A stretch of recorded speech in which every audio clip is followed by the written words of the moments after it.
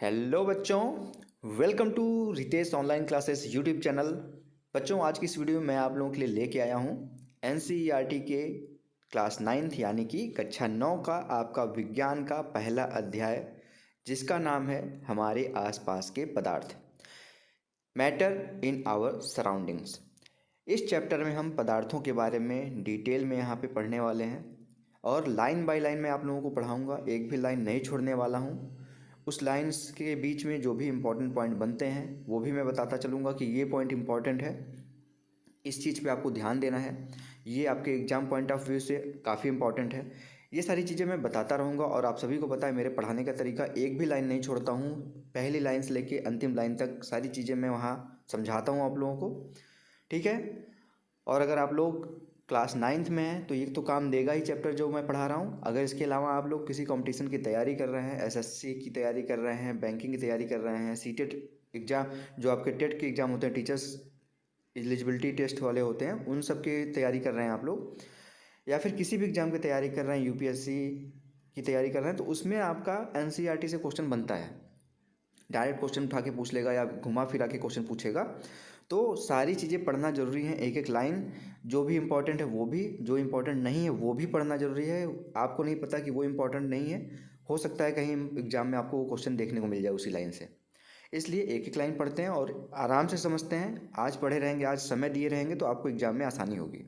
तो अगर वीडियो अच्छी लगती है तो प्लीज़ वीडियो को लाइक कर दीजिएगा, और ऐसी वीडियो अगर आप लोगों को एनसीईआरटी के सभी सब्जेक्ट के सभी क्लास के आपको वीडियोस देखने हैं, चैप्टर पढ़ना है या फिर क्वेश्चन आंसर करने हैं, तो Ritesh online classes YouTube channel को सब्सक्राइब कर लीजिए। वीडियो के नीचे सब्सक्राइब बटन, उस पर क्लिक करके सब्सक्राइब कर लीजिए, साथ ही साथ बेल आइकन जरूर दबा के रखिएगा। तो देर नहीं करते हैं, चलिए स्टार्ट करते हैं अध्याय 1, हमारे आसपास के पदार्थ। अपने चारों ओर नज़र दौड़ाने पर, यहाँ पे देखिए, यहाँ से स्टार्ट किया मैंने। अपने चारों ओर नज़र दौड़ाने पर हमें विभिन्न प्रकार की वस्तुएं नज़र आती हैं, जिनका आकार, आकृति और बनावट अलग अलग होता है।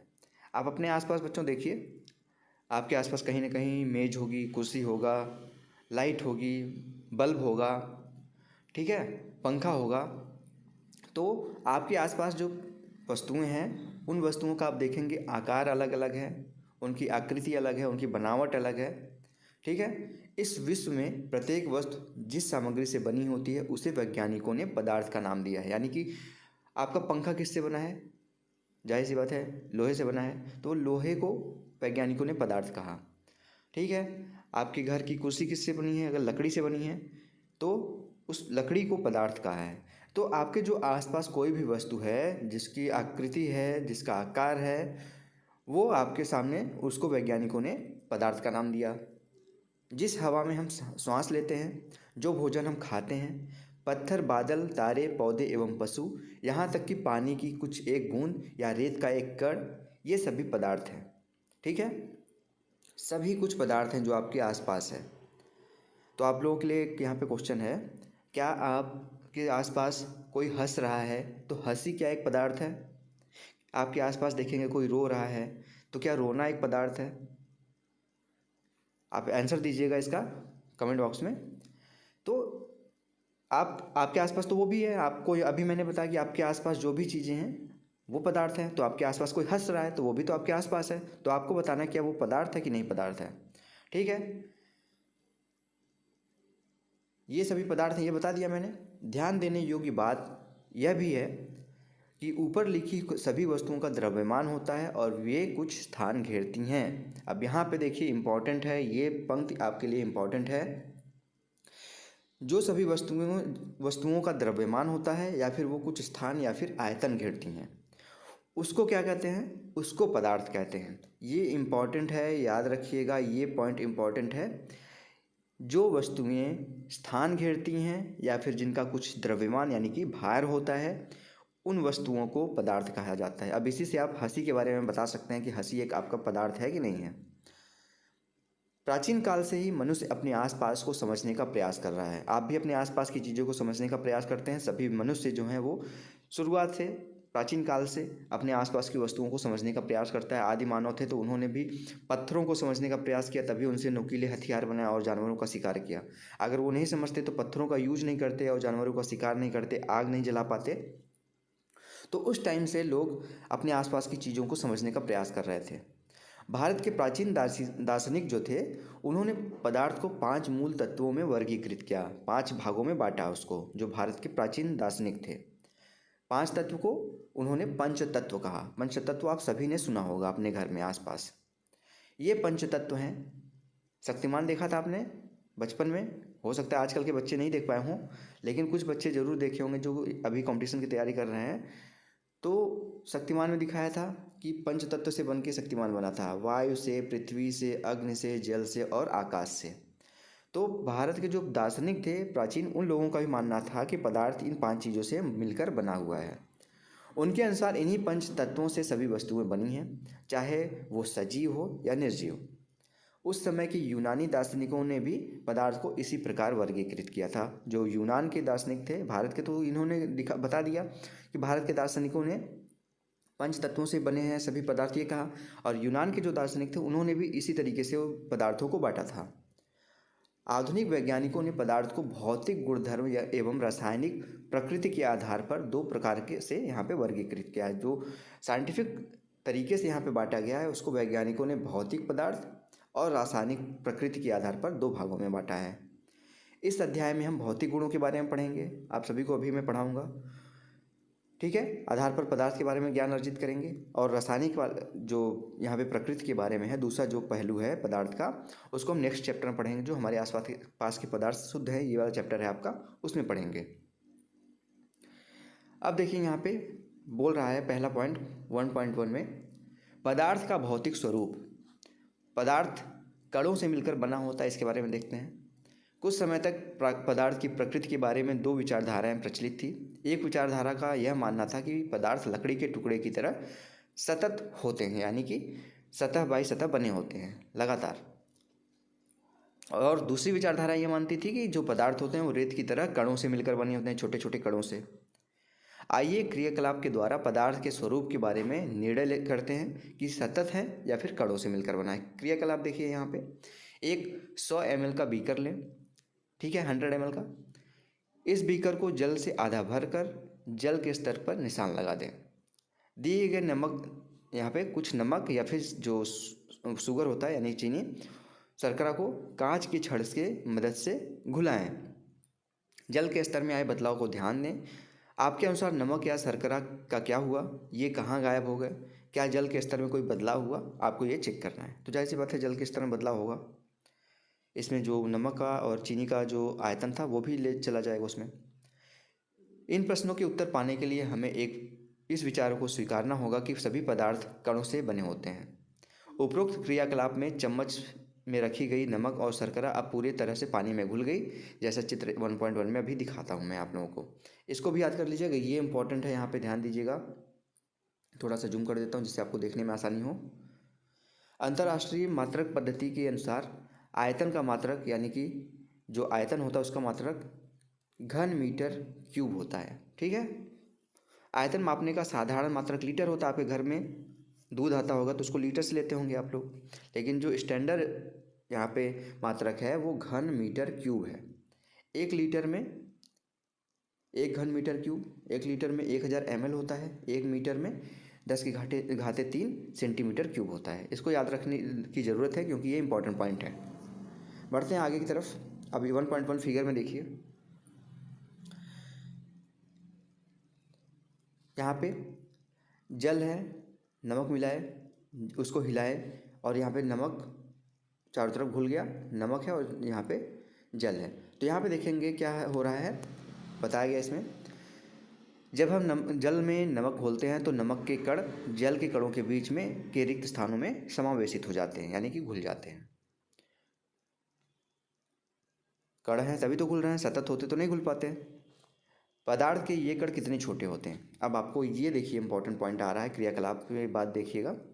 पोटेशियम परमैंगनेट के 2 या 3 क्रिस्टल को 100 ml पानी में घोल लें। इस घोल में से लगभग 10 ml घोल निकालकर उसे 90 ml जल में मिला लें। यानी कि पोटेशियम परमैंगनेट को 100 ml जल में घोल लेना है, 3 क्रिस्टल को। उसके बाद उस घोल में से 10 मिलीलीटर निकालना है घोल को और 90 मिलीलीटर पानी था उसमें डाल देना है। फिर इस उपरोक्त घोल में से 10 ml निकालकर उसे भी 10 ml जल में मिला दें।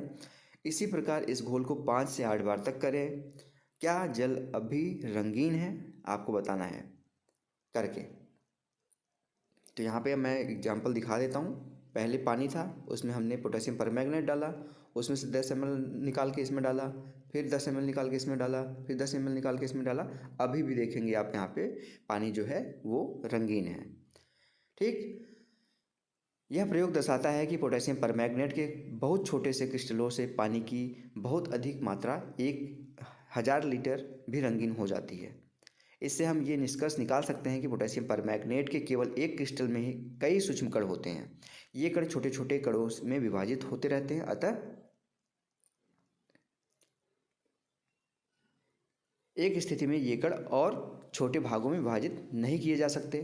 जाहिर सी बात है, किसी न किसी जाके पोजीशन पे तो समाप्त होगा, जो लास्ट उसका कण होगा सबसे छोटा। पोटेशियम परमैंगनेट की जगह 2 ml डेटॉल से भी हम ये क्रियाकलाप कर सकते हैं। लगातार तनुकृत होने पर भी उसकी महक हमें मिलती रहती है। पदार्थ के कण बहुत छोटे होते हैं, इतने छोटे कि हम कल्पना भी नहीं कर सकते। पदार्थ के कणों के अभिलाक्षणिक गुण यानी कि पदार्थ के कणों के बीच रिक्त स्थान होते हैं कि नहीं होते हैं, इसके बारे में देखेंगे। क्रियाकलाप 1.1 और 1.2 में नमक, शर्करा, डेटॉल या पोटेशियम परमैंगनेट के कण समान रूप से पानी में वितरित हो गए। इसी प्रकार हम चाय, कॉफ़ी या नींबू पानी बनाते हैं तो एक पदार्थ के कण दूसरे पदार्थों के कणों के रिक्त स्थानों में समावेशित हो जाते हैं यानी कि मिल जाते हैं। यह दर्शाता है कि पदार्थ के कणों के बीच पर्याप्त रिक्त स्थान भी होता है। पदार्थ के कण निरंतर गतिशील होते हैं। क्रियाकलाप, अपनी कक्षा के किसी कोने में एक बुझी हुई अगरबत्ती रख दें। इसकी सुगंध लेने के लिए आपको इसके कितने समीप जाना पड़ता है। अब अगरबत्ती जला दें। क्या होता है, क्या दूर से ही आपको इसकी सुगंध मिलने लगती है? अपने प्रेक्षण को नोट करिए। तो जाहिर सी बात है कि पहले नहीं जली रहेगी तो दूर से नहीं मिलेगी महक, पास से भी नहीं मिलेगी, बहुत पास करेंगे नाक के पास तब मिलेगी, लेकिन जब जला देंगे तो बहुत दूर से भी उसकी महक आपको मिलेगी। क्रियाकलाप है, जल से भरे 2 गिलास या 2 बीकर लें। पहले बीकर के एक सिरे पर सावधानी से 1 बूंद लाल या नीली स्याही डाल दें और दूसरे में शहद मिला दें। इनको अपने घर में तथा कक्षा के एक कोने में रख दें। अपने प्रेक्षण को नोट करें क्या होता है। स्याही की बूंद डालने के तुरंत बाद आपने क्या देखा? शहद की बूंद डालने के बाद तुरंत बाद आपने क्या देखा? स्याही का रंग पूरे जल को एक समान रूप से फैलने में कितने दिन या घंटे लगे। क्रियाकलाप है, 1 गिलास गर्म पानी से, आप विज्ञान पढ़ रहे हैं तो क्रियाकलाप तो रहेगा ही ज़्यादा। 1 गिलास गर्म पानी से और दूसरा ठंडा पानी से भरें। गिलास में कॉपर सल्फेट या पोटेशियम परमैंगनेट का एक क्रिस्टल डाल दें और एक ओर रख दें। हिलाएं नहीं, उसको हिलाना नहीं है। क्रिस्टल को सतह पर बैठने दें। गिलास में ठोस क्रिस्टल के ऊपर, ठीक ऊपर क्या दिखाई दे रहा है? समय बीतने पर क्या होता है? इससे ठोस और द्रव के कणों के बारे में क्या पता चलता है? क्या तापमान में के साथ यहाँ पे मिश्रित होने की दर बदलती है या फिर उसी समान दर से वो मिश्रित होती रहती है? क्यों और कैसे? उपरोक्त तीनों क्रियाकलाप जो हमने देखा 1.3, 1.4, 1.5 में हम निम्नलिखित निष्कर्ष निकाल सकते हैं। पदार्थ के कण निरंतर गतिशील होते हैं, अर्थात उसमें गतिज ऊर्जा होती है, काइनेटिक एनर्जी होती है। तापमान बढ़ने से कणों की गति तेज हो जाती है। जब हम टेम्परेचर बढ़ाते हैं, गर्म करते हैं, तो उन कणों की जो गति होती है वो तेज हो जाती है। इसलिए हम कह सकते हैं कि तापमान बढ़ने में से कणों की गतिज ऊर्जा भी बढ़ती है। उपरोक्त तीनों क्रियाकलापों में हमने देखा कि पदार्थ के कण अपने आप ही एक दूसरे के साथ अंतः मिश्रित हो जाते हैं। हमको उसको मिलाना नहीं पड़ता, अपने आप मिश्रित हो रहे हैं वो। ठीक है, ऐसे कणों के रिक्त स्थानों में समावेश के कारण होता है। 2 विभिन्न पदार्थों के कणों का स्वतः मिलना ही विसरण कहलाता है। याद रखिएगा, यहाँ पे आपसे क्वेश्चन पूछ सकता है विसरण क्या होता है। तो जो 2 पदार्थ आप मिला रहे हैं उनका स्वतः ही, जैसे आपने क्या किया, चीनी को पानी में डाल दिया, आप उसको हिलाए नहीं, तो तब पर भी देखेंगे कुछ समय बाद चीनी पानी में घुल जाएगा। तो उस तरह का जो स्वतः मिल जाते हैं एक दूसरे में, उसको विसरण कहते हैं। हमें यह भी पता चलता है कि गर्म करने पर विसरण तेज हो जाता है। ऐसा क्यों होता है? ठीक है, यहाँ पे देखिए क्रियाकलाप और दिखाया गया। पदार्थ के कण एक दूसरे को आकर्षित करते हैं। क्रियाकलाप है, एक खेल को एक मैदान में खेलें। आगे बताए गए ढंग से 4 समूह बनाकर मानव श्रृंखला बनाएं। पहला समूह ईद मिर्ची नर्तकों की तरह एक दूसरे के पीछे कसकर पकड़ लेगा। जैसे यहाँ पे देखिए यहाँ पे डांस करती हैं, इस तरीके से हाथ एक दूसरे के पीछे पकड़ के इसी तरीके से समूह को पकड़ के खड़ा होना है। दूसरा समूह एक दूसरे का हाथ पकड़कर मानव श्रृंखला बनाएगा। तीसरा समूह केवल उंगली के सहारे एक दूसरे छूकर श्रृंखला बनाएगा। और चौथा समूह उपरोक्त वर्णित तीनों मानव श्रृंखलाओं को तोड़कर छोटे समूह में बांटने का प्रयास करेगा। किस समूह को तोड़ना आसान होगा और क्यों? यदि हम प्रत्येक विद्यार्थी को पदार्थ का एक कण मान लें तो किस समूह के कणों में ने एक दूसरे को सबसे अधिक बल से पकड़ रखा है? तो जो एक दूसरे के पीछे से हाथ करके पकड़े हुए हैं वो सबसे ज़्यादा तेज़ी से पकड़ेंगे, क्योंकि उनकी पकड़ ज़्यादा अच्छी होगी, पास हैं। फिर जो हाथ से सिर पकड़े हैं उनकी पकड़ उससे कमज़ोर होगी, और जो उंगलियां टच करके बस खड़े हैं उनकी पकड़ तो एकदम कमज़ोर होगी। एक क्रियाकलाप यहाँ पे दिखाया गया है। एक लोहे की कील अगला क्रियाकलाप है। एक लोहे की कील, एक चाक का टुकड़ा और एक रबर बैंड लें। इन पर हथौड़ा मारकर काट कर या खींचकर उसे भंगुर करने का प्रयास करें, यानी कि तोड़ने का प्रयास करें। इन तीनों में से किसके कण अधिक बल से एक दूसरे से जुड़े हुए हैं आपको बताना है। ठीक है, तो कील है उसकी कण सबसे ज़्यादा तेज़ी से जुड़े होंगे, फिर उसके बाद चौक है और रबड़ को खींचते ही टूट जाएगा। ठीक। क्रियाकलाप है 1.8। एक थाली में जल लेकर उसे उंगली से काटने का प्रयास करें। जल की सतह, यहाँ पे क्या समझ में आएगा? क्या जल की सतह कटती है? जल की सतह न कटने का कारण बताइए। उपरोक्त तीनों क्रियाकलाप सुझाते हैं कि पदार्थ के कणों के बीच एक बल कार्य करता है। यह बल कणों को एक साथ रखता है। यहाँ पे इसको क्या कहते हैं? इस आकर्षण बल को सामर्थ्य प्रत्येक पदार्थ में अलग अलग होता है, यानी कि लोहे के कील में अलग होगा, चौक के टुकड़े में अलग होगा और आपका रबड़ बैंड के टुकड़े में अलग होगा। प्रश्न जो भी आपके बनते हैं मैं आपको अलग से आपके लिए वीडियो बना दूंगा, जिससे प्रश्नों में आप लोगों को उलझे ना, और अलग से ही सिर्फ अगर क्वेश्चन आंसर देखना तो उस वीडियो में आप देख सकते हैं। अब आता है इंपॉर्टेंट पॉइंट, पदार्थ की अवस्थाएं। आपने आसपास के पदार्थों को ध्यान से देखें, ये कितने प्रकार के हैं। हम पाते हैं कि पदार्थ अपने 3 रूप में देखे होंगे आपने, ठोस में, द्रव में, गैस में। क्या बस 3 ही प्रकार के होते हैं? नहीं, 3 प्रकार से ज़्यादा होते हैं। एक होता है प्लाज्मा और एक होता है बोस आइंस्टीन। तो यहाँ पे 5 पदार्थ के कण अगर आपसे एग्जाम में पूछता है तो पदार्थों के कणों का 5 प्रकार होता है। ठीक है, पदार्थ की ये अवस्थाएं अपने उनके कणों की विभिन्न विशेषताओं के कारण होती हैं। अब हम पदार्थ की तीनों अवस्थाओं के गुणों के बारे में विस्तारपूर्वक अध्ययन करने वाले हैं। पहला ठोस पढ़ते हैं। सॉरी। क्रियाकलाप है, निम्नलिखित वस्तुओं को एकत्रित करें। पेन, किताब, सुई और लकड़ी की छड़। ठीक है, अब यहाँ पे देखिए क्रियाकलाप जो शुरू किया था। इन वस्तुओं के चारों ओर पेंसिल घुमाकर इसके आकार का रेखाचित्र बनाइए। क्या इन सभी का निश्चित आकार, स्पष्ट सीमाएं तथा स्थिर आयतन है? इस पर हथौड़ा मारने, खींचने और गिराने से क्या होगा? क्या इनका एक दूसरे से विसरण संभव है, टूटना संभव है? क्या बल लगाकर इनको संपीड़ित करने पर क्या होता है? संपीड़न क्या होता है आपको पता है? किसी चीज़ को दबाना। उपरोक्त सभी उदाहरण ठोस के हैं। हम देख सकते हैं कि इन सभी का निश्चित आकार, स्पष्ट सीमाएं तथा स्थिर आयतन, यानी नगण्य संपीड़न, यानी दबाएंगे तो ना के बराबर दबेगा वो। ठीक है, बाह्य बल लगाने पर भी ठोस अपने आकार को बनाए रखते हैं। बल लगाने पर ठोस टूट सकते हैं लेकिन इनका आकार नहीं बदलता, इसलिए ये दृढ़ होते हैं। निम्नलिखित पर विचार कीजिए। रबर बैंड को क्या यहाँ पे माना जाएगा? क्या खींचकर इसका आकार बदला जा सकता है? क्या ये ठोस है? दूसरा, विभिन्न आकार के बर्तनों में रखने पर चीनी और नमक उन्हीं बर्तनों के आकार ले लेते हैं। क्या ये ठोस है? स्पंज क्या है? यह ठोस है लेकिन फिर भी इसका संपीड़न संभव है। क्यों? स्पंज देखा है ना आपने, गाड़ियों के सीट के नीचे लगा होता है या फिर साइकिल के सीट के नीचे लगा होता है। ये सभी ठोस ही हैं क्योंकि बाह्य बल लगाए जाने पर रबर बैंड का आकार बदलता है, लेकिन बल अगर हटा लें तो वापस उसी स्थान पे आ जाता है जब तक वो एक्सीड ना कर जाए उससे। ठीक है। अपने मूल आकार में आ जाता है। अत्यधिक बल लगाने पर वो टूट जाता है।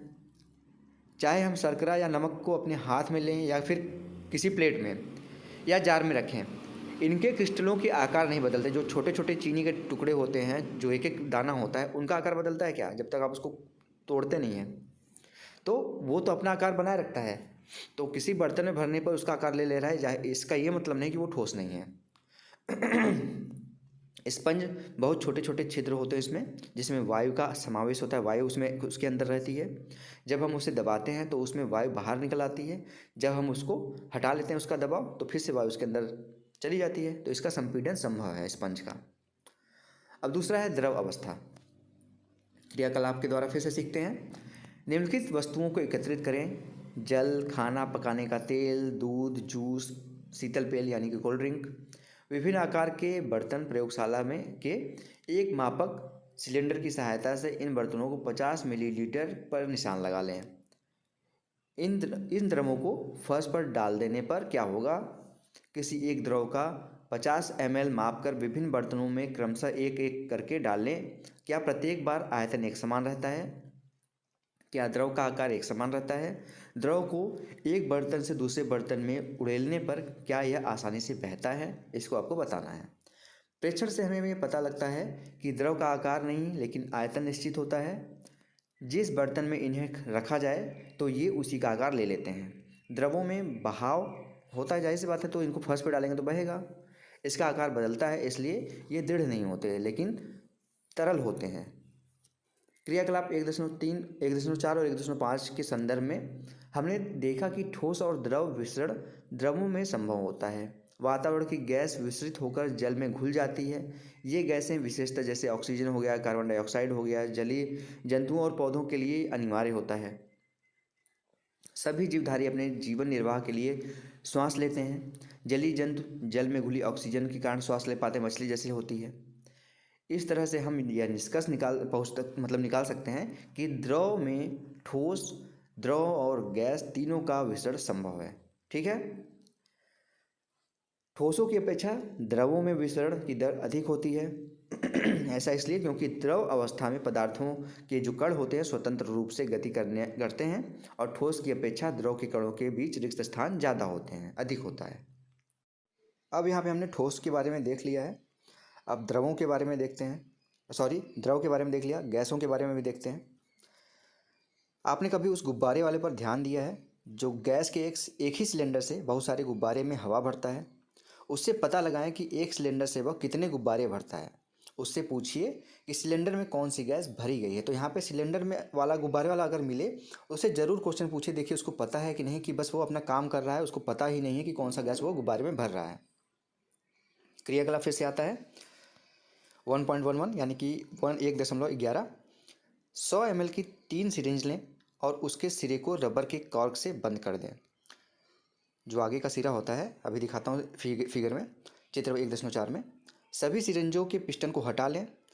पहली सिरिंज में हवा रहने दें, दूसरी में जल और तीसरी में चॉक के टुकड़े भर दें। पिस्टन को वापस सिरिंज में लगाएं। सिरिंज के पिस्टन की गतिशीलता आसान करने के लिए उस पर थोड़ी सी वैसलीन लगा दें, जिससे आसानी से वो आगे पीछे कर सके। अब पिस्टन को सिरिंज में डालकर संपीड़ित करने की कोशिश करें। यहाँ पे देखिए दिखाया गया है, कार्क से आगे का जो हिस्सा था उसको बंद कर दिया गया है, इसमें गैस भरी गई है, ऊपर से ये पिस्टन को दबाया जा रहा है। ठीक है। आपने क्या देखा? ट्रेन जा रही है, उसको इग्नोर करिए, पढ़ाई पे ध्यान दीजिए। आपने क्या देखा? किस स्थिति में पिस्टन आसानी से अंदर चला जाता है? अपने प्रेक्षण से आपने क्या अनुमान लगाया? एक में आपने सिर्फ गैस रहने दी, दूसरे में पानी भर दिया, तीसरे में चौक। तो जाहिर सी बात है जो गैस वाला होगा वो आसानी से थोड़ा सा दब जाएगा, लेकिन चौक वाला बिल्कुल नहीं दबेगा। हमने देखा कि ठोस एवं द्रवों की तुलना में गैसों की संपीड्यता यानी कि यहाँ पे कंप्रेशन काफ़ी अधिक होती है, हम उसको दबा सकते हैं। हमारे घरों में खाना बनाने के में उपयोग की जाने वाली जो गैस होती है, द्रवित गैस, जिसको LPG कहते हैं, लिक्विड पेट्रोलियम गैस, द्रवीकृत पेट्रोलियम गैस, या अस्पतालों में दिए जाने वाले ऑक्सीजन सिलेंडर में संपीड़ित गैस भरी जाती है, यानी कि उसको कंप्रेस करके दबा के भरा जाता है, जिससे उस छोटे से सिलेंडर में 14 किलो गैस आ जाती है घर में जो बनती है खाना। आजकल वाहनों में ईंधन के रूप में भी CNG होता है, कंप्रेस्ड नेचुरल गैस इसका फुल फॉर्म होता है। ठीक है। संपीड़ित प्राकृतिक गैस का उपयोग होता है। संपीड़ितता काफ़ी अधिक होने के कारण गैस के अत्यधिक आयतन को एक कम आयतन वाले सिलेंडर में संपीड़ित किया जा सकता है। यानी कि देखे होंगे छोटे से सिलेंडर में बहुत ज़्यादा गैस भरी जाती है, तो कैसे भरी जाती है? उसको कंप्रेस करके भरा जाता है, संपीड़ित करके भरा जाता है, एवं उसको जब छोटे से में भर देंगे तो एक स्थान से दूसरे स्थान पर ले जाना, उसको भेजना आसान हो जाएगा। हमारी नाक तक पहुंचने वाली गंध से बिना रसोई में प्रवेश किए हम जान जाते हैं कि क्या पकाया जा रहा है। ये गंध हम तक कैसे पहुंचती है? खाने की गंध के कण वायु से मिल जाते हैं। आपने कभी सोचा है कि जैसे घर में मम्मी पूड़ियाँ बना रही हैं, कोई भी पकवान बना रही हैं, तो आप थोड़ी सी 10-20 मीटर दूर भी रहेंगे तो आपको महक आ जाएगी कि हाँ मम्मी आज ये बना रही हैं। ठीक है, तो कैसे वो आपने कभी सोचा है कि वो महक आप तक कैसे पहुंचती है? खाने की गंध के कण वायु में मिल जाते हैं और रसोई के में फैलकर हम तक पहुंच जाते हैं। यह गंध के कण और दूर भी जा सकते हैं। पके हुए गर्म खाने की महक हमारे पास तक कुछ ही क्षणों में पहुंच जाती है। इसकी तुलना ठोस एवं द्रवों के विसरण से करें। कणों की तेज गति और अत्यधिक रिक्त स्थानों के कारण गैसों का अन्य गैसों से में विसरण बहुत तेज़ी से होता है। अभी समझाता हूँ इसको मैं आपको। अब यहाँ पे देखिए ठोस है, ये प्लेट है, यहाँ पे इसमें पानी भरा हुआ है और ये गुब्बारे में गैस भरी हुई है। तो देखेंगे ठोस के जो अणु होते हैं बहुत पास पास होते हैं, इसमें देखेंगे रिक्त स्थान बहुत छोटे छोटे हैं। द्रव के देखेंगे अणु ठोस की अपेक्षा थोड़े से दूर दूर है, उसमें रिक्त स्थान थोड़ा सा ज़्यादा है ठोस की अपेक्षा। और गैसों के जो यहाँ पे देखेंगे अणु है काफ़ी दूर दूर है, एक दूसरे के काफ़ी दूर है, इसमें एक दूसरे के आसपास घूमने का काफ़ी जगह है, तो इसलिए उसको कंप्रेस किया जा सकता है। यहाँ पे ABC फिगर में यही दिखाया गया है। ABC तीन पदार्थ की तीनों अवस्थाओं के कणों को योजनाबद्ध यहाँ पे आवर्धित चित्र यहाँ पे यानी कि जूम करके दिखाया गया है। तीनों अवस्थाओं में कणों की गति को देखना यहाँ पे देखा जा सकता है और उनकी तुलना की जा सकती है।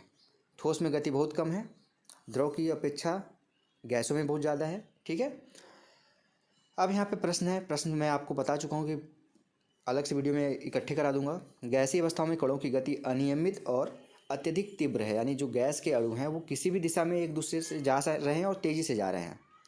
इस अनियमित गति के कारण ये कण आपस में एवं बर्तन की दीवारों से टकराते हैं। बर्तन की दीवार पर गैस कणों द्वारा प्रति इकाई क्षेत्र पर लगने वाले बल के कारण गैस का दबाव बनता है।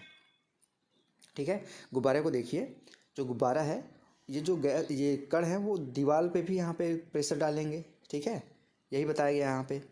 अब आता है 1.4 में, क्या पदार्थ अपनी अवस्थाओं को बदल सकता है? बिल्कुल।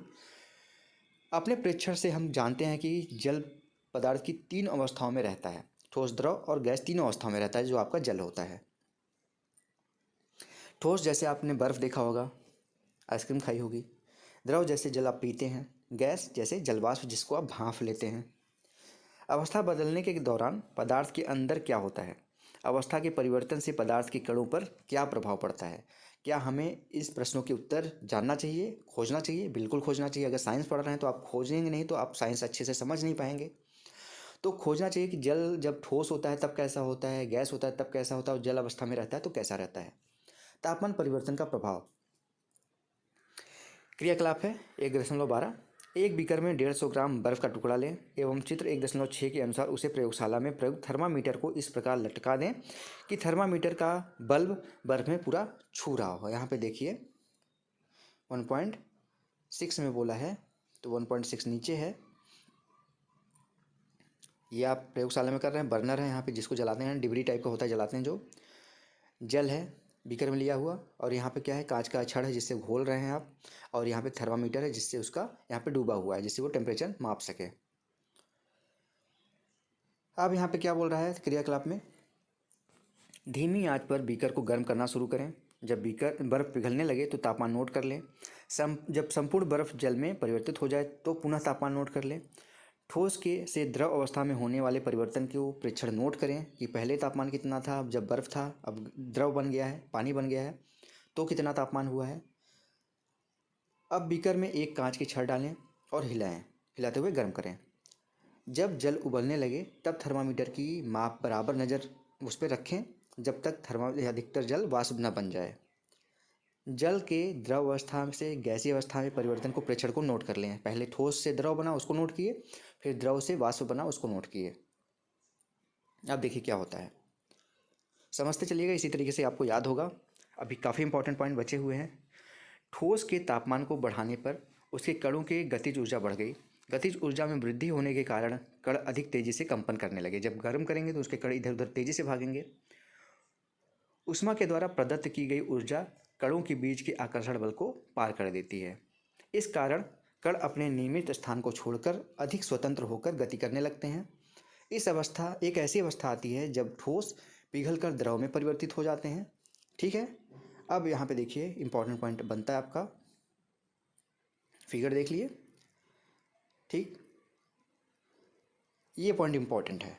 जिस न्यूनतम तापमान पर ठोस पिघलकर द्रव में बन जाता है, यानी कि वो मिनिमम टेम्परेचर, कम से कम तापमान जिससे आपका बर्फ़ पिघल कर यहाँ पे द्रव बन गया, उसको क्या कहते हैं? गलनांक कहते हैं। बहुत इंपॉर्टेंट है। किसी ठोस का गलनांक उसके कणों के बीच के आकर्षण बल के सामर्थ्य को दर्शाता है, यानी कि कितना सामर्थ्य उसके बीच में, उनके कणों के बीच में, वो दर्शाता है। तो गलनांक किसको कहते हैं, समझ में आ गया? वह न्यूनतम तापमान जिस पर कोई ठोस द्रव में परिवर्तित हो जाता है उसको कहते हैं गलनांक। बर्फ़ का गलनांक देखिए यहाँ पे दिया गया है 273.15 केल्विन।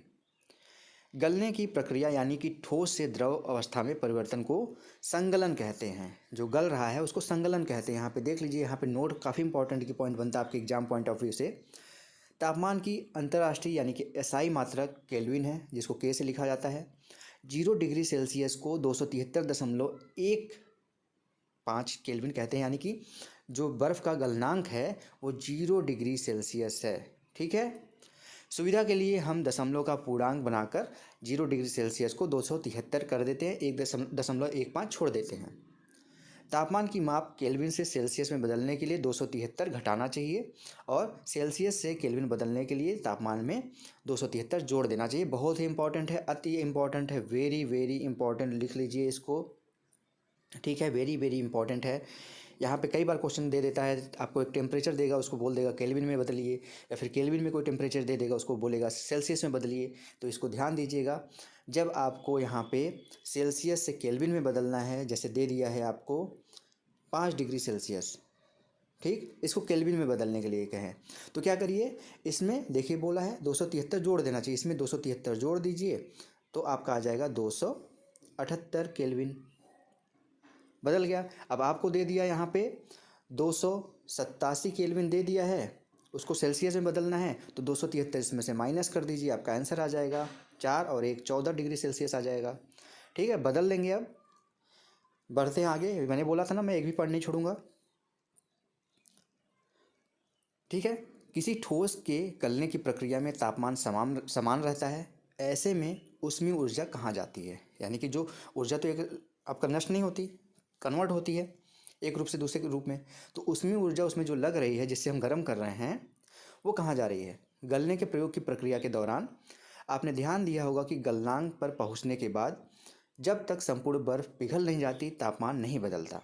बीकर को ऊष्मा प्रदान करने के बावजूद भी ऐसा ही होता है। कणों के पारस्परिक आकर्षण बल को वशीभूत करके पदार्थ की अवस्था को बदलने में इस ऊष्मा का उपयोग होता है। चूँकि तापमान में बिना किसी तरह की वृद्धि दर्शाए इस ऊष्मीय ऊर्जा को बर्फ़ अवशोषित कर लेती है, यानी कि बर्फ़ उसको अवशोषित कर ले रही है, जो उसको गर्मी दी जा रही है। यह माना जाता है कि बीकर में ली गई सामग्री में छुपी रहती है, जिसे गुप्त ऊष्मा कहते हैं। गुप्त ऊष्मा याद रखिएगा किसको कहते हैं, अभी मैंने बताया, जो आप हीट दे रहे हैं बर्फ़ के अणुओं के बीच, वो अवशोषित हो जाती है, जिसको क्या कहते हैं, वो बीकर में ही रहती है, जिसको गुप्त ऊष्मा कहते हैं। यहाँ गुप्त का अभिप्राय छुपी हुई से है। वायुमंडलीय दाब पर 1 केजी ठोस को उसके गलनांक पर द्रव में बदलने के लिए जितनी ऊष्मीय ऊर्जा की आवश्यकता होती है उसे संगलन की प्रसुप्त ऊष्मा कहते हैं। अर्थात 0 डिग्री सेल्सियस यानी कि 273 केल्विन पर जल के कणों की ऊष्मा उसी तापमान पर बर्फ के कणों की ऊर्जा से अधिक होती है। समझ गए? यहाँ पे देखिए, नहीं समझे फिर से मैं समझा देता हूँ। 0 डिग्री सेल्सियस या फिर उसको कहें 273 केल्विन पर जल के कणों की जो ऊर्जा है उसी तापमान पर यानी कि 0 डिग्री सेल्सियस पर बर्फ़ के कणों की ऊर्जा से अधिक होती है। क्यों? क्योंकि उसमें गुप्त ऊष्मा छुपी रहती है। ठीक, जब हम जल में ऊष्मीय ऊर्जा देते हैं तो कण अधिक तेज़ी से गति करते हैं।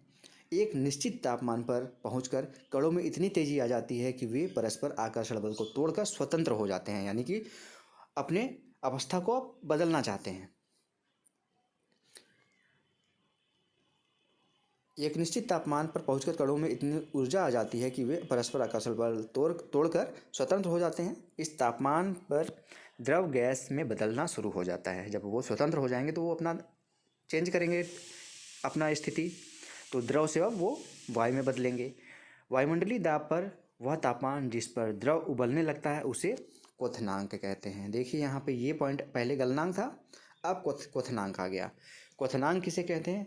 जिस टेम्परेचर पे आपका द्रव गैस अवस्था में बदलने लगे उसको क्वथनांक कहते हैं। क्वथनांक सम्मिष्टि गुण है। द्रव के सभी कणों को इतनी ऊर्जा मिल जाती है कि वे वाष्प में बदल जाएं। अब देखिए कितनी ऊष्मा चाहिए होती है, इसको दिखाया गया, इसको याद भी करना है आपको। जल के लिए तापमान है 273 की जगह 373 यानी कि 100 डिग्री सेल्सियस। आप सभी को पता है कि उसको सेल्सियस में बदलने के लिए क्या करेंगे? सेल्सियस में बदलने के लिए 273 माइनस कर देंगे, तो 373 में से 273 माइनस करेंगे तो 100 डिग्री सेल्सियस आ जाएगा। और पानी जब उबलने लगता है तो आप पता होना चाहिए कि 100 डिग्री सेल्सियस पे वो उबलना शुरू हो जाता है। क्या आप वाष्पीकरण की गुप्त ऊष्मा को परिभाषित कर सकते हैं? इसे उसी तरह परिभाषित कीजिए जैसे हमने संगलन की प्रसुप्त ऊष्मा को परिभाषित किया था। 373 केल्विन या फिर 100 डिग्री तापमान पर भाप अर्थात वाष्प, यहाँ पे देखिए अभी इसको फिगर के माध्यम से भी मैं समझाता हूँ आप लोगों को, कि कणों के में उसी तापमान पर पानी के कणों की अपेक्षा अधिक ऊर्जा होती है। ऐसा इसलिए क्योंकि भाप के कणों ने वाष्पीकरण की गुप्त ऊष्मा के रूप में अतिरिक्त ऊष्मा अवशोषित की है। ठीक है, सब गुप्त ऊष्मा का खेल है, क्यों ज़्यादा हो रहा है।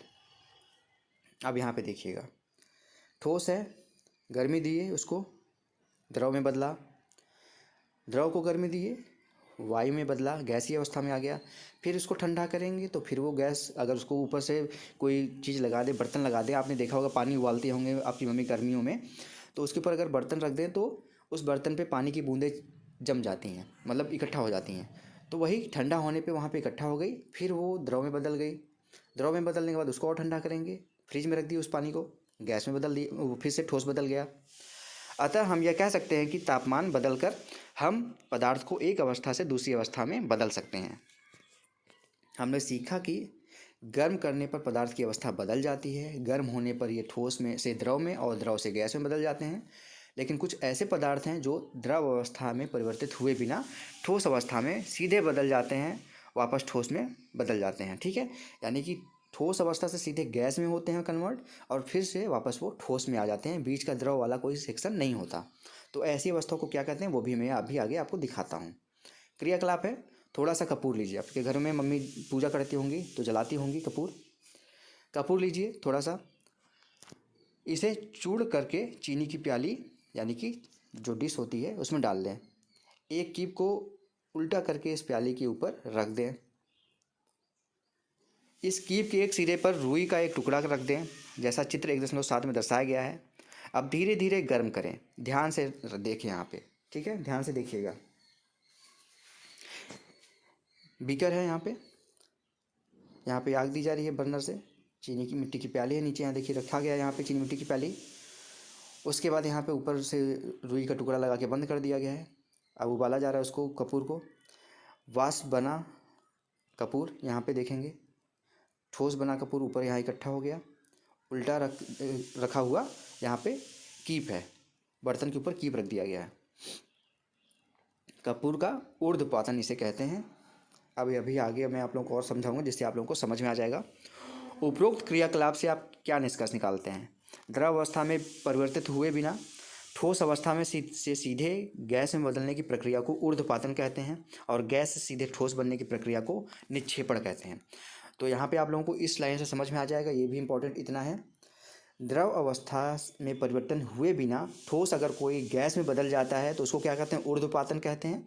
और ऊर्ध्वपातन के उल्टा गैस से सीधे अगर ठोस में बदल जाता है तो उस प्रक्रिया को क्या कहते हैं? निक्षेपण कहते हैं। ठीक, समझ गए? अगला है 1.4.2 दाब परिवर्तन का प्रभाव, यानी कि इस परिवर्तन में दाब का क्या प्रभाव पड़ता है, इसको भी देख लीजिए, थोड़ा सा और बचा है। तो वीडियो यहाँ पे देखेंगे आप, पीछे कुकर की सीटी की आवाज़ बार बार आ रही होगी। तो घर में बनाने में यही प्रॉब्लम होता है कि मम्मी लोग को कोई फिक्र नहीं होती कि उनका बच्चा क्या कर रहा है, कितना इंपॉर्टेंट काम कर रहा है, किसी को पढ़ा रहा है कि नहीं पढ़ा रहा है, उनको कोई मतलब नहीं होता, वो अपना काम करती रहती है, उनको कितना भी आप समझा दीजिए। ठीक है, उनको छोड़िए, हम अपना काम करते हैं, वो अपना काम कर रही हैं। दाब परिवर्तन का प्रभाव। हम जानते हैं कि घटक कणों के बीच की दूरी में अंतर होने के कारण पदार्थों की विभिन्न अवस्थाओं में अंतर होता है। किसी सिलेंडर में भरी गैस पर दाब लगाने एवं संपीड़न करने पर क्या प्रभाव होगा? क्या इनके कणों के बीच की दूरी कम हो जाएगी? क्या आपको लगता है कि दबाव बढ़ाने पर या घटाने से पदार्थ की अवस्था में परिवर्तन हो सकता है? देखते हैं। दबाव बढ़ाने पर पदार्थ के कणों को समीप लाया जा सकता है। देखिए यहाँ पे सिलेंडर है, उसमें ऊपर पिस्टन लगा दी जिससे दबाते हैं। अब यहाँ पे आपको गैस भरा हुआ है, उसको दबा रहे हैं, तो देखिए दबाने से क्या हो रहा है, यहाँ पे गैस के कण और पास पास आ गए और ज़्यादा दबाने पे और गैस के कण पास पास आ गए। दाब के बढ़ने और तापमान घटने से गैस जो द्रव में बदल जाता है। तापमान घटता है तभी तो गैस आपका द्रव में बदलता है, और दाब बढ़ने से भी ऐसा ही होता है। ज़्यादा प्रेशर देंगे तो उसके कण पास पास आ जाएंगे और वो अपना परिवर्तन कर लेगा अवस्था।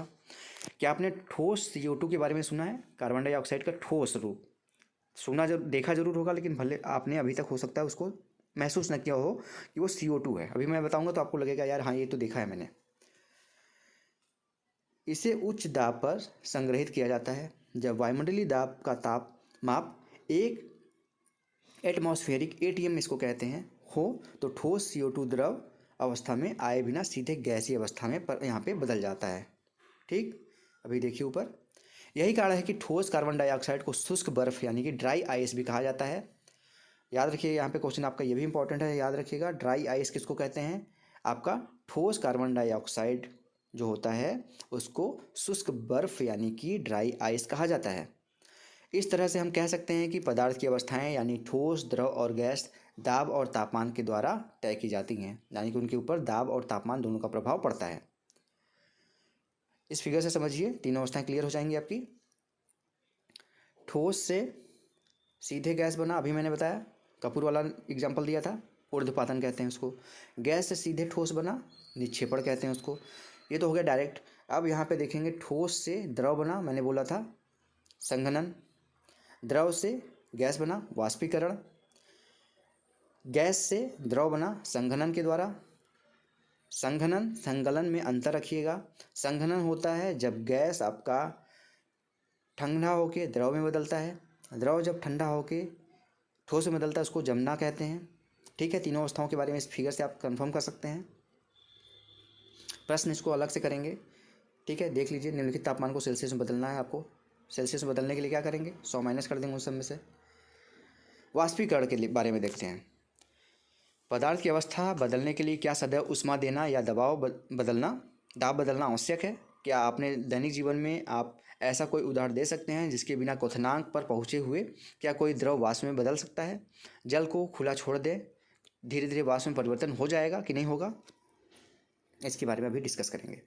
अब यहाँ पे एक एटमॉस्फेरिक के बारे में बताया गया, इसको भी देख लीजिए। जो भी नीचे नोट दिया है उसको ज़रूर पढ़ा करिए। एटमॉस्फेरिक गैस दाब के मापन का मात्रक है। दाब का SI मात्रक पास्कल होता है, जिसको PA से लिखते हैं। एक एटमॉस्फेरिक के बराबर क्या होता है? 1.01 यानी कि 1.01 गुणे 10⁵5 पास्कल। वायुमंडल में वायु का दाब वायुमंडलीय दाब कहलाता है। समुद्र की सतह पर वायुमंडलीय दाब 1 एटमॉस्फेरिक होता है, यानी कि जो समुद्र की सतह होती है उस पर 1 एटमॉस्फेरिक वहाँ पे प्रेशर होता है, यानी कि 1.01 गुणे 10⁵5 पास्कल। बढ़ते हैं आगे, थोड़ा सा और बचा चैप्टर, उसको पढ़ लेते हैं आराम से। गीले कपड़े सूख जाते हैं। इन दोनों उदाहरण में जल क्या हुआ? जल आपको खुली धूप में रख देंगे तो देखेंगे धीरे धीरे उड़ जाएगा वो। कपड़े आप डालते हैं भीगा हो जिसमें पानी रहता है, धीरे धीरे वो सूख जाता है, तो वो पानी गया कहाँ? हम जानते हैं कि पदार्थ के कण हमेशा गतिशील होते हैं और कभी रुकते नहीं हैं। एक निश्चित तापमान पर गैस, द्रव या ठोस के कणों के में विभिन्न मात्रा में गतिज ऊर्जा होती है। द्रव में सतह पर स्थित कणों के कुछ अंशों में इतनी गतिज ऊर्जा होती है कि वे दूसरे कणों में के आकर्षण बल से मुक्त हो जाते हैं। जो ऊपर का हिस्सा होता है, पानी का ऊपर का जो हिस्सा होता है उसका जो गतिज ऊर्जा होता है ज़्यादा तेज हो जाता है, जो बाकी नीचे पानी से वो अलग हो जाता है। क्वथनांक से कम तापमान पर द्रव के वाष्प में परिवर्तन होने की इस प्रक्रिया को वाष्पीकरण कहते हैं, यानी कि वो सीधे द्रव से गैस में बदल गया। वाष्पीकरण प्रभावित करने वाले कारक। वाष्पीकरण को कौन कौन से कारण प्रभावित करते हैं? एक क्रियाकलाप के माध्यम से समझते हैं। एक परख नली में 5 ml जल लें, इसे खिड़की के पास या पंखे के नीचे रख दें। खुली रखी चीनी मिट्टी की प्याली में 5 ml जल रखकर उसे खिड़की के पास या पानी के यहाँ पे पंखे के नीचे रख दें। खुली चीनी मिट्टी की प्याली में 5 ml जल रखकर उसे अपनी कक्षा के किसी अलमारी या के अंदर रख दें। कमरे का तापमान नोट करें। इस सभी परिस्थितियों में वाष्पीकरण में लगे समय या दिन का नोट कर लें उसमें कि कहाँ पे ज़्यादा समय लगा, कहाँ पे कम समय लगा। बारिश के दिन भी इन क्रियाओं को करके देखें परीक्षण को। वाष्पीकरण के निम्नलिखित तत्वों के बारे में क्या आप अनुमान लगा सकते हैं कि तापमान का प्रभाव, सतह का क्षेत्र और वायु की चाल किस पे निर्भर करती है ज़्यादा वाष्पीकरण? अब बताता हूँ किस पे निर्भर करती है। आपने ध्यान दिया होगा कि वाष्पीकरण की दर निम्नलिखित के साथ बढ़ती है। कैसे? सतह का क्षेत्र अगर बढ़ जाएगा, जैसे जिसको प्याले में रखे थे आप चीनी मिट्टी के, वो जल्दी जाएगा क्योंकि सतह ज़्यादा बड़ा हो गया तो पानी के जो ऊपर की सतह है वो जल्दी आसानी से, ज़्यादा एरिया है तो ज़्यादा आराम से उसके कण स्वतंत्र हो जाएंगे सतह क्षेत्र बढ़ने पर। अतः अब हम जानते हैं कि वाष्पीकरण एक सतही प्रक्रिया है। सतही क्षेत्र बढ़ने पर वाष्पीकरण की दर बढ़ जाती है। जैसे कपड़े सुखाने के लिए हम उसको फैला के रखते हैं, आप उसको गोलिया के रखेंगे, एकदम निचोड़ के ऐसे ही रख देंगे। आपको अपनी नॉर्मल लैंग्वेज में पढ़ा रहा हूँ क्योंकि एनसीएफ 2005 भी कहता है कि आपको मातृभाषा में पढ़ना चाहिए और आप भी अच्छे तरीके से उसको समझ पाएंगे। तापमान में वृद्धि, तापमान बढ़ने पर अधिक कणों को पर्याप्त गतिज ऊर्जा मिल जाती है जिससे वे वाष्पीकृत हो जाते हैं जल्दी। गर्मी में ज़्यादा जल्दी से कपड़े सूख जाते हैं, ठंडी में कम होते हैं देरी से। आर्द्रता में कमी, वायु में विद्यमान जलवाष्प की मात्रा को आर्द्रता कहते हैं। किसी निश्चित तापमान पर हमारे आसपास की वायु में एक निश्चित मात्रा में ही जलवाष्प होता है। जब वायु में जल कणों की मात्रा पहले से अधिक हो जाती है तो वाष्पीकरण की दर घट जाती है। जब पहले से ही वायु में नमी है तो आपके वाष्पीकरण की मात्रा तो कम होगी ही। वायु की गति में वृद्धि, हम जानते हैं कि तेज वायु से कपड़े जल्दी सूख जाते हैं।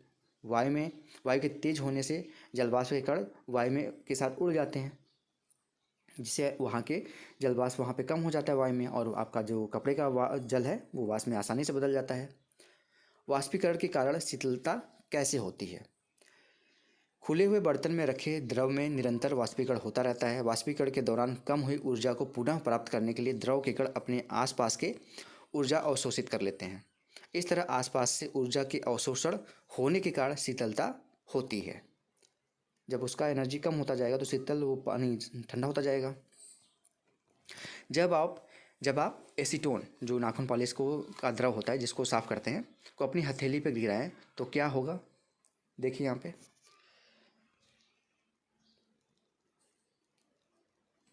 पे, देखिए इसके कण अपनी जो हथेली होती है उसके आसपास के ऊर्जा प्राप्त कर लेते हैं और वाष्पीकृत होकर उड़ जाते हैं। देखा होगा, ठंडा महसूस करते हैं उससे। तेज़ धूप वाले गर्म जो दिन होते हैं, छत पर खुले यहाँ पे अगर जल वहाँ पे छिड़क दें, क्योंकि जल में वाष्पीकरण की गुप्त ऊष्मा गर्म सतह को शीतल बना देती है। आप छत पे पहले सोते रहे होंगे, अभी भी सोते हैं, तो गर्मियों के दिनों में क्या करते हैं, छत पे आप पानी छिड़कते हैं।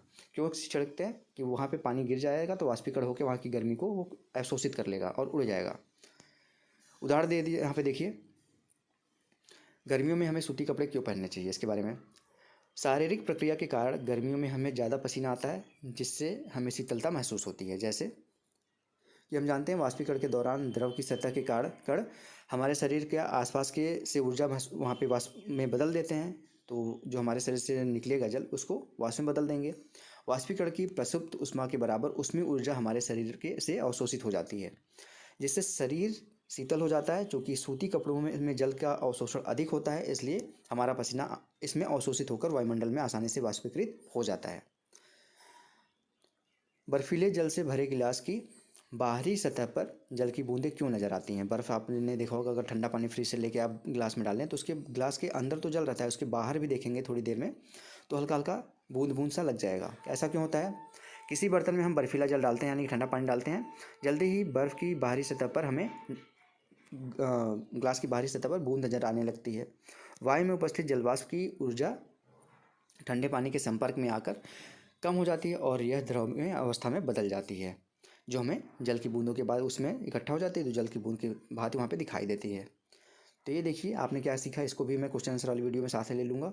काफ़ी बड़ी वीडियो हो गई क्योंकि चैप्टर बड़ा था और विज्ञान था, तो आप लोगों को समझाना था एक एक पॉइंट। सारी चीज़ें यहाँ पर लिखी हुई हैं। तापमान को केल्विन से मापते हैं, के इसका प्रतीक है।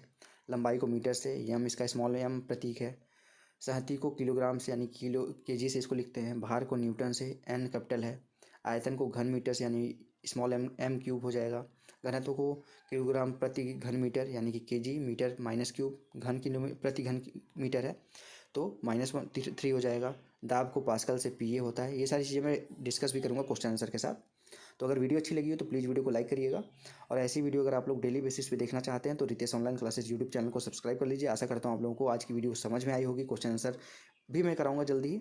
उसके पहले आप खुद ही क्वेश्चन आंसर आप पढ़ेंगे तो इतना अच्छे तरीके से समझा दिया कि आप लोगों को समझ में आ गया होगा। तो स्टूडेंट, मिलते हैं नेक्स्ट वीडियो में, तब तक के लिए आप सभी का बहुत बहुत धन्यवाद। जय हिंद, वंदे मातरम।